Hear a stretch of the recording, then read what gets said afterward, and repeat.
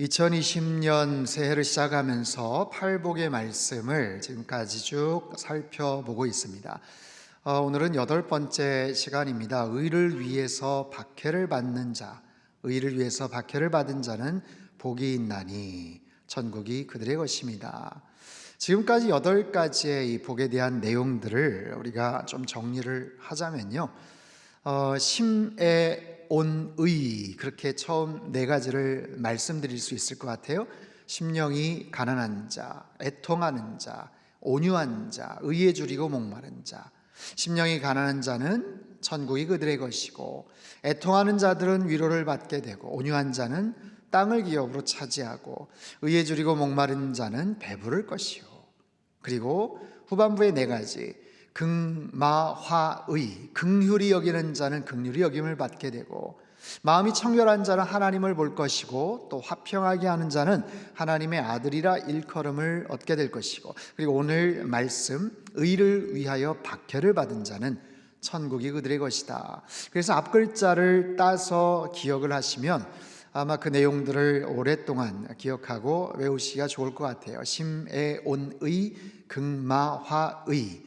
전반부의 4번째, 그리고 후반부의 4번째, 즉 4번째, 8번째는 의에 대해서 말씀을 하십니다.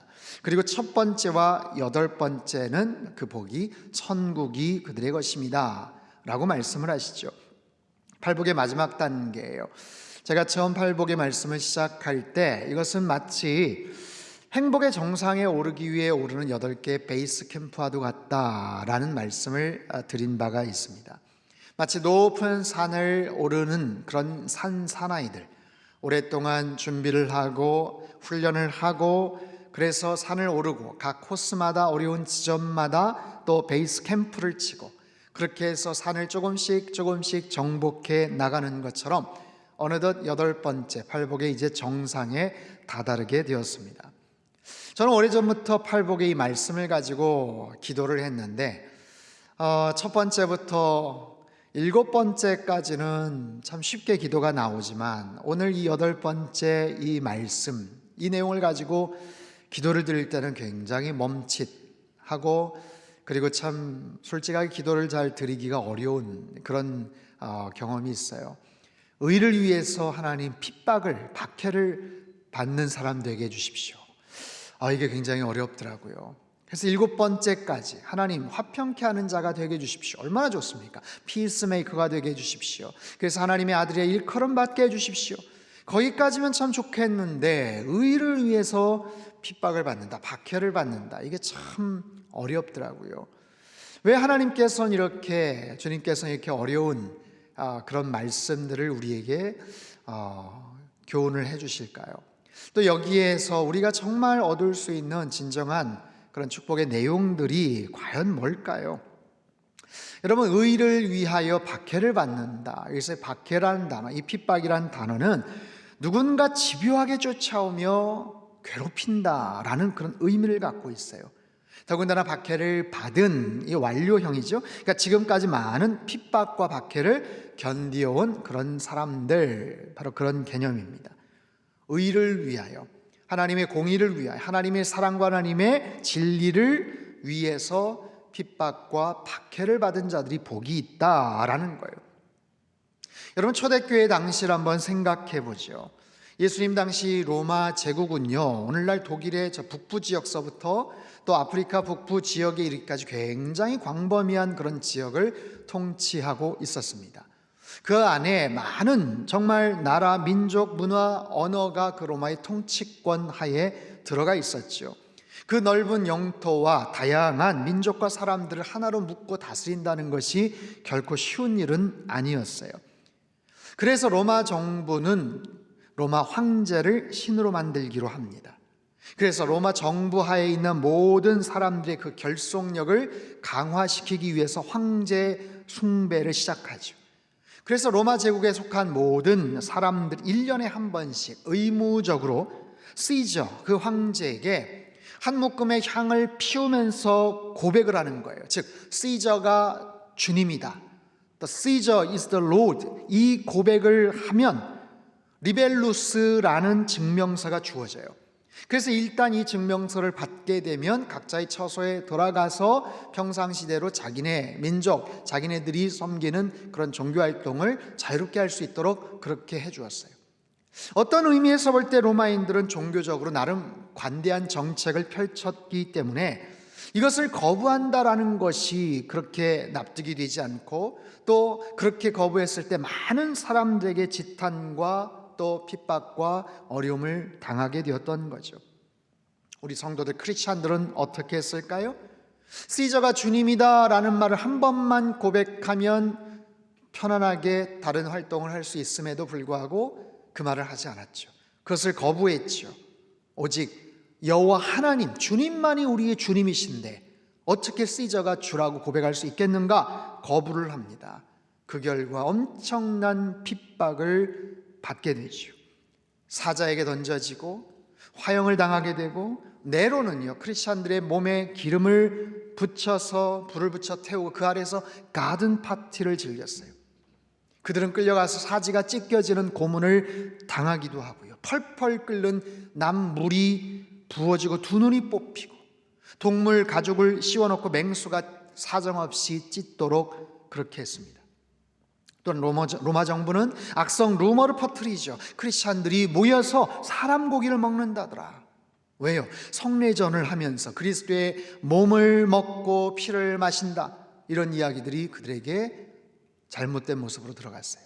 또한 크리스찬들은 문란한 성생활을 한다. 왜요? 거룩하게 형제들끼리 거룩한 입맞춤을, 평화의 입맞춤을, 형제님 자매님, 그로 인해서 엄청난 핍박을 받지요. 초대교회 교부였던 터툴리아는 그래서 교회는 순교자의 피를 먹고 자란다라는 아주 유명한 말을 남겼습니다. 이런 핍박과 박해의 모습은 초대교회 당시만이 아니죠. 이스라엘 그 지역, 로마 지역에서만 있었던 것이 아니죠. 오늘날 선교학자들은요, 기독교의 처음 몇 세기보다도 오늘날의 박해가 더 광범위하고 더 많이 펼쳐졌다, 그런 진단을 합니다. 왜냐하면 그 당시에 그 극심한 박해는 아주 소수 지역에만 국한되어 있었지만 지금은 전 세계적으로 확산이 되었다라는 거죠. 세계 복음주의 협의회 종교자유위원회에서는요, 지난 20세기 동안 모두 1억 명 이상이 순교를 했다고 합니다. 그런데 그 중에 절반은 지나간 최근 1세기 동안 순교했던 것이라고 해요. 또한 세계 기도정보센터의 자료에 의하면 크리스찬이란 이름 때문에 오늘날 목숨을 잃는 사람들이 1년에 자그마치 15만 명, 하루에 약 400명꼴로 그렇게 많은 사람들이 크리스찬이란 이름으로 주님을 사랑한다는 그 이유로 인해서 목숨을 잃고 있는 그런 상황입니다.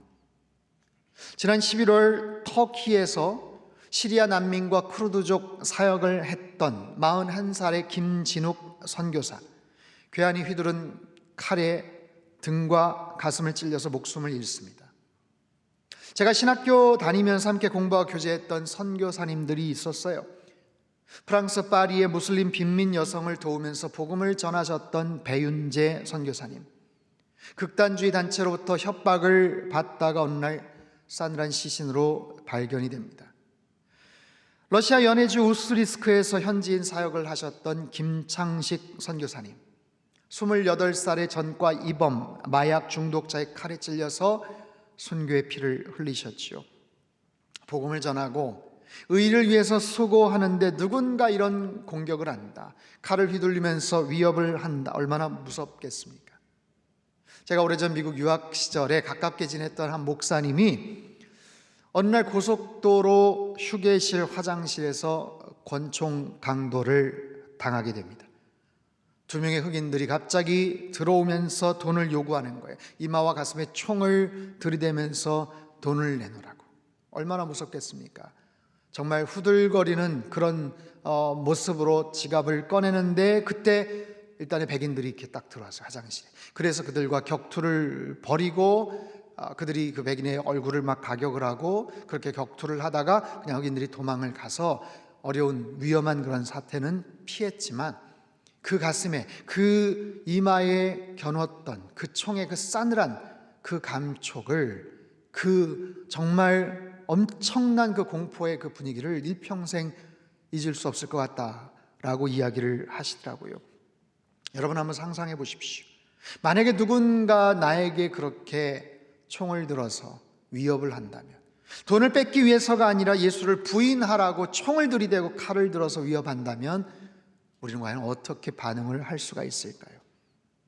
이처럼 의의를 위해서 핍박을 받는 것은 참으로 두려운 일입니다.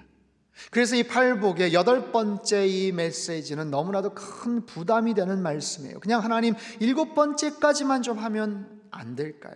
화평케 하는 자, 그 참 좋을 것 같은데요. 하지만 여러분 생각해 보십시오. 평화를 만드는 것도 그렇게 쉬운 일은 아닙니다. 화평케 하는 자, 지난주 말씀드린 것처럼 내가 먼저 하늘의 평강을 누리고 평화가 없는 곳에 그 평화를 만들어 가야 되는 거예요. 여러분, 평화가 없는데, 평화를 상실해 버렸는데 그곳에 평화를 만들기 위해서는 어떻게 해야 될까요? 말할 수 없는 수고와 헌신을 우리가 기울여야 됩니다. 그리고 그 평화를 만들어 가기 위해서 내가 손해를 감당해야 돼요.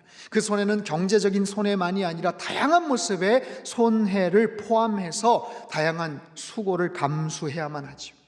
그게 더 심해지면 어떻게 될까요? 단순한 수고가 아니라, 단순한 손해가 아니라 희생과 조롱과 모욕을 당할 수도 있겠죠.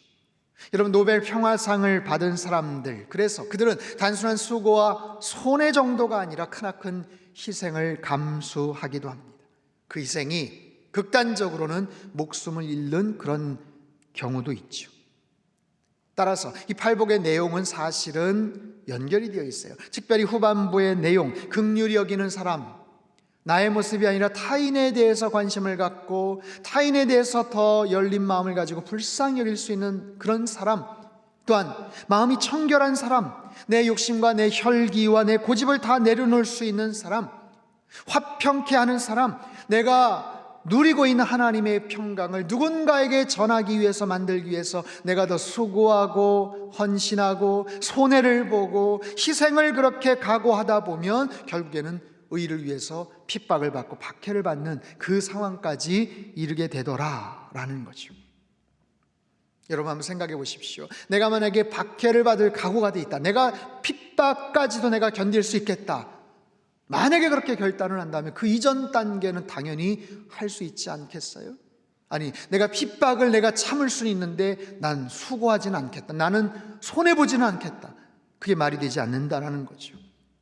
그래서 저는 언젠가부터 이 부분에 대해서 이런 기도를 드리게 되었어요. 하나님, 제가 어떤 상황에서 혹여 핍박을 받아야 될 그런 상황이 온다면 하나님, 그것을 감당할 수 있는 믿음과 용기를 허락하여 주옵소서.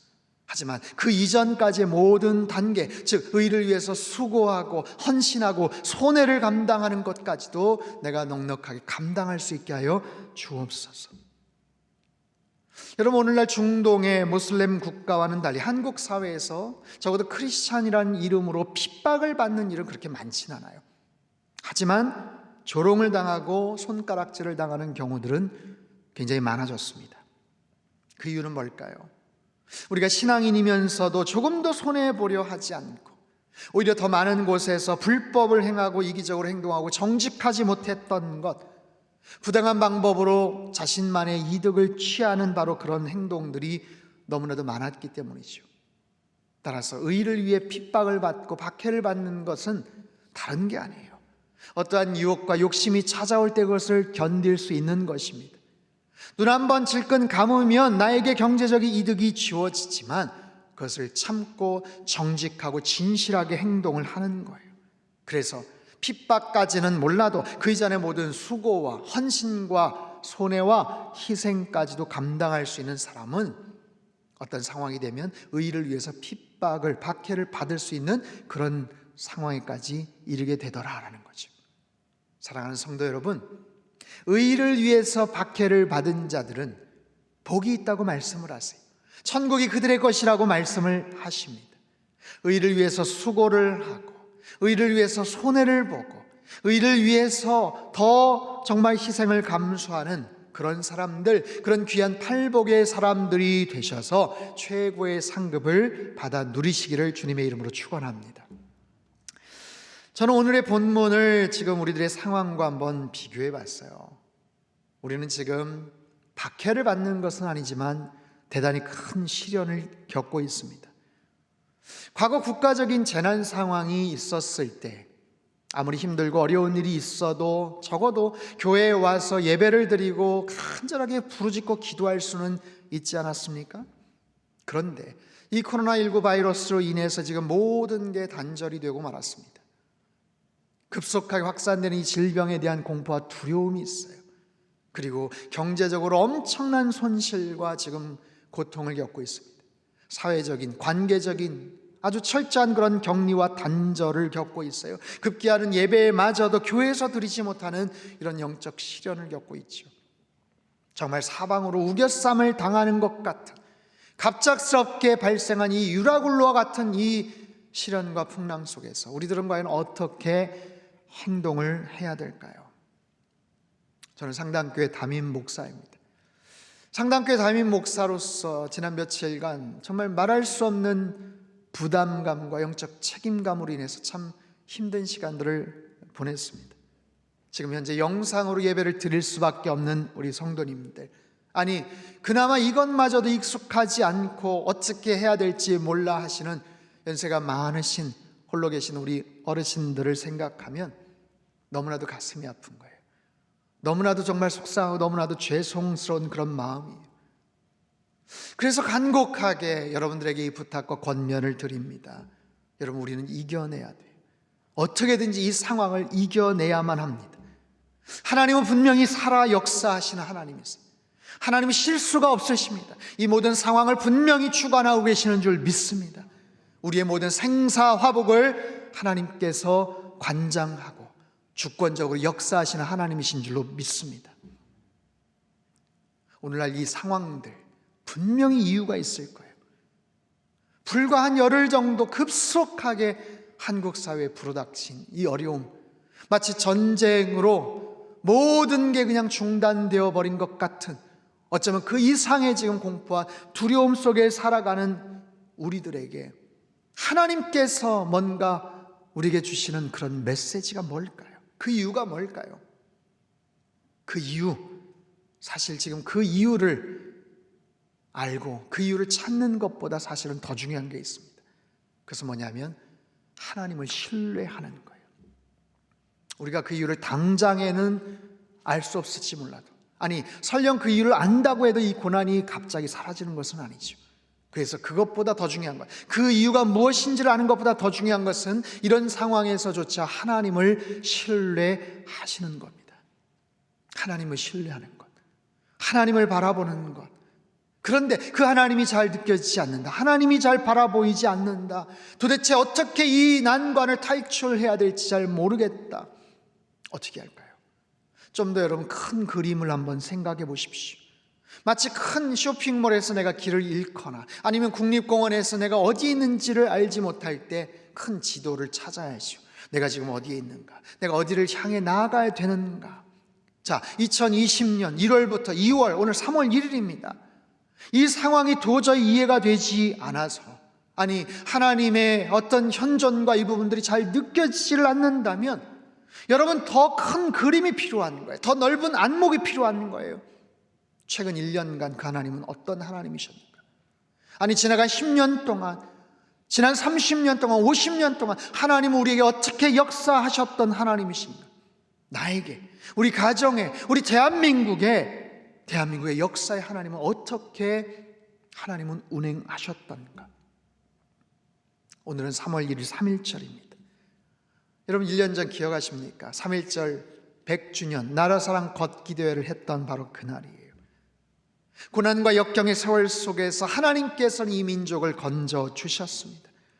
수많은 믿음의 선배들, 의를 위해서 수고하고 희생하고 목숨을 바쳤던 선조들, 신앙의 선배들을 통해서 대한민국이 오늘날 여기까지 올 수 있었습니다.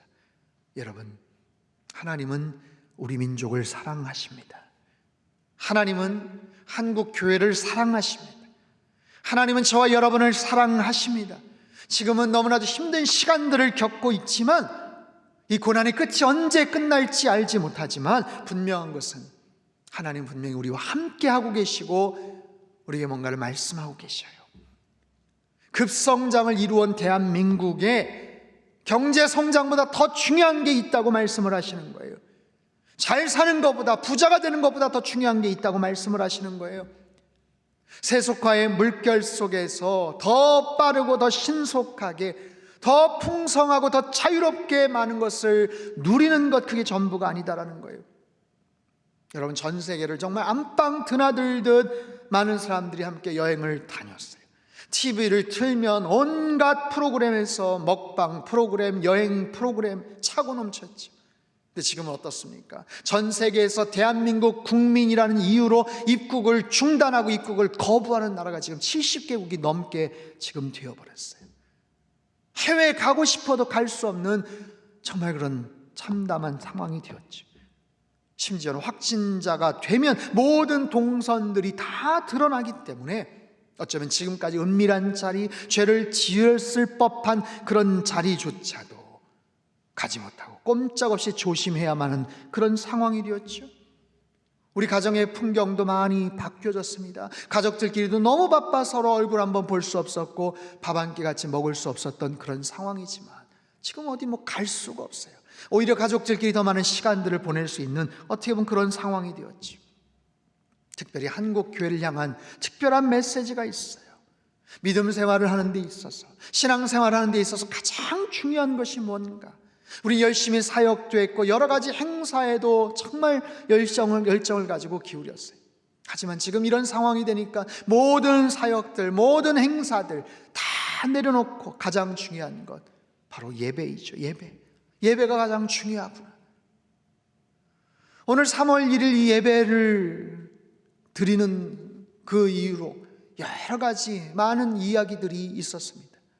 지금도 사실 모여서 시간을 좀 축소하지만 성전에 모여서 예배를 드리시는 그런 교회들도 있어요. 순교자의 믿음으로 모여서 예배를 드리겠다, 이런 분들도 있어요. 그래서 언론이나 많은 사람들이 왜 이 시국에 모인다고 하냐 지탄을 하는 그런 경우도 있어요. 우리 상당교회는 어떻게 할 거냐, 수없이 많은 문의가 있었고 참 어려운 결정을 하게 되었어요. 예배를 인터넷으로 드릴 수밖에 없다, 영상으로 드릴 수밖에 없다라는 말에 왜 어디는 예배를 드리는데 코로나가 뭐가 무서워서 문을 닫냐, 이렇게 탄식을 하시는 분도 계셨습니다. 여러분, 분명히 기억해야 될 것은 우리는 지금 예배를 쉬거나 중단하는 게 절대로 아닙니다. 예배를 포기하는 것도 더더욱 아닙니다. 성전에서 모이는 그 예배를 지금 여러분의 가정에서 아니면 다른 장소에서 예배를 드리는 것뿐입니다. 함께 모여있던 교회가 이제는 사방팔방으로 각각 흩어져 있는 그런 교회가 된 거예요. 오늘 2020년 3월 1일 대한민국의 모든 교회들 성전에 모여서 예배를 드리시든 아니면 가정에서 절박한 마음으로 예배를 지금 드리고 계시든 분명한 것은 대한민국의 수많은 성도들이 하나같이 간절한 마음으로, 절박한 마음으로 예배를 사모하고 하나님께 예배 드리고 있다는 사실이에요. 어쩌면 그동안 너무나도 편안하게 아무런 방해받지 않고 자유롭게 부담 없이 드렸던 예배들, 그러다 보니 때로는 별다른 의식이나 준비 없이 드렸던, 어쩌면 우리 마음속에 어떠한 감격이나 감사도 없이 드려졌던 그 예배보다도, 몇 주 전에 그 예배보다도 오늘 모든 성도님들이 다양한 모습으로 하나님을 찬양하고 말씀 앞에 간절하게 나아가는 이 예배가 어쩌면 하나님께서 더 기뻐하시는 그런 예배가 아닐까 싶어요. 이렇게 예배를 드릴 때 이런 간절하고 정말 처절하고 절박한 심정을 가지고 하나님을 찾고 예배를 드릴 때 우리 안에 예배가 회복이 되고 한국교회가 다시 새로워질 줄로 믿습니다. 여러분, 분명한 것은 예배가 회복되면 다른 모든 것도 회복이 된다는 사실이에요. 여러분 삶 속에 예배의 제단을 다시 구축하시고 쌓으시고, 그럴 때 하나님께서 무너진 그런 우리의 삶의 모든 지경들을 하나님께서 가장 완벽한 모습으로 다시 회복시켜 주실 줄로 믿습니다. 사랑하는 상당의 우리 모든 가족들, 우리 성도 여러분, 우리는 내일부터 2020년 사순절 특별 프로젝트를 하려고 합니다. 이름하여 부활을 향한 40일의 여정입니다. 내일 3월 2일부터 4월 10일 성금요일까지 주일을 포함해서 40일 동안 말씀으로 하나 되는 시간을 가지려고 해요. 여러분, 이스라엘 백성들 광야를 지날 때 하늘에서 내려준 만나를 먹고 지났어요. 여러분, 우리가 광야를 지나갈 때 하늘의 만나가 필요합니다. 하루 종일 뉴스와 인터넷에 여러분 빠져 있지 마시고 이런 시간 동안 여러분 성경을 열심히 읽으십시오. 한번 통독하십시오. 드라마 바이블 다운받아서 열심히 들으십시오. 그리고 날마다 제가 올려드리는 그런 말씀 영상을 함께 나누시기를 바랍니다.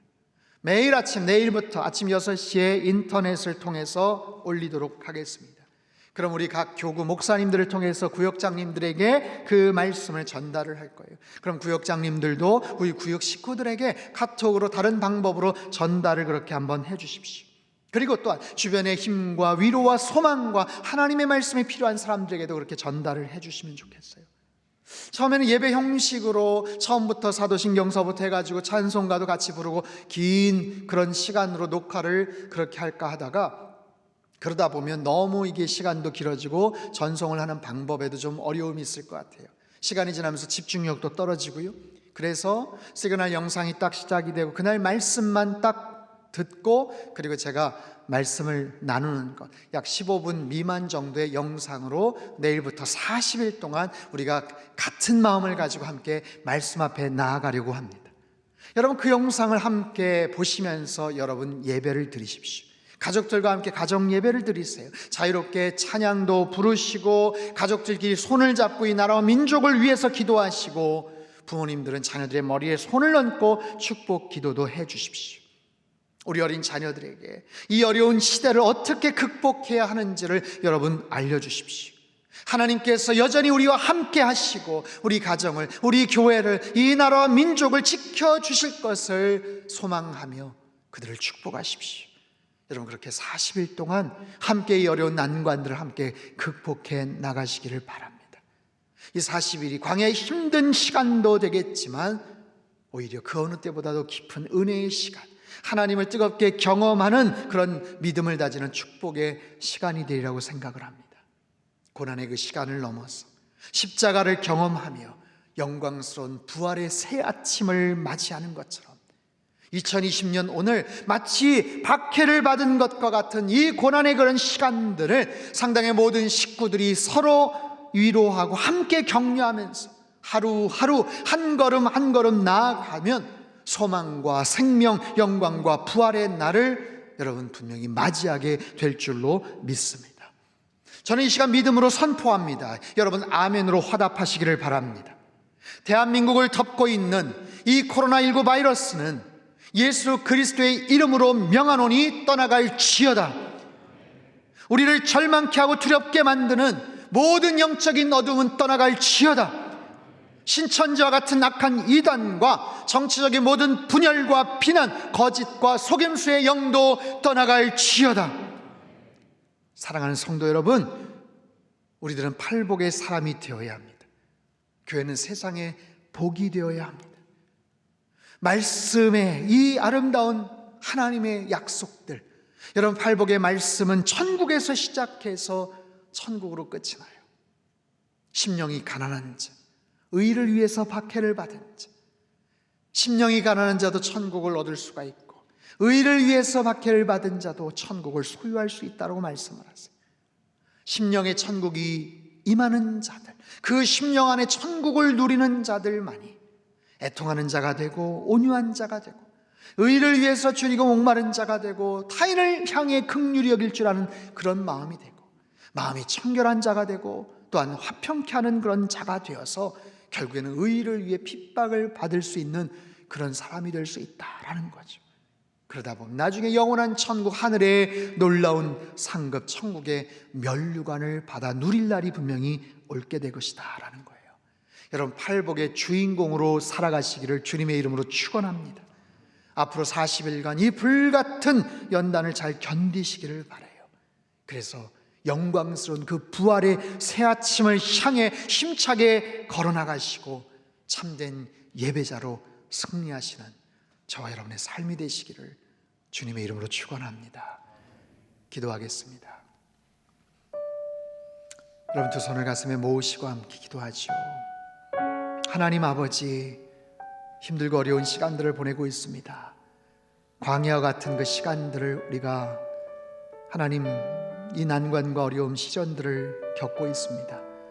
저희들에게 하늘의 만나를 허락하여 주시옵소서. 이 고난과 시련이 왜 시작되었고 언제 끝날지 알지 못하지만 그 이유를 아는 것보다 더 중요한 것은 하나님을 신뢰하는 것입니다. 하나님 분명히 살아 역사하시고 우리의 생사복을 주관하시는 하나님이신 줄로 믿습니다. 우리를 연단하시고 우리를 정금처럼 나오게 할 줄로 믿습니다. 팔복의 주인공들 되게 하여 주시옵소서. 하나님 의를 위해서 박해를 받겠습니다. 자신 있게 말할 수는 없지만 언젠가 그런 상황이 되었을 때 그것을 받아들일 수 있는 용기와 믿음을 허락하여 주옵소서. 아니 그 이전에 의를 위해서 수고하고 헌신하고 손해를 보고 어려움도 참을 줄 아는 그런 사람들 되게 주님 도와 주시옵소서.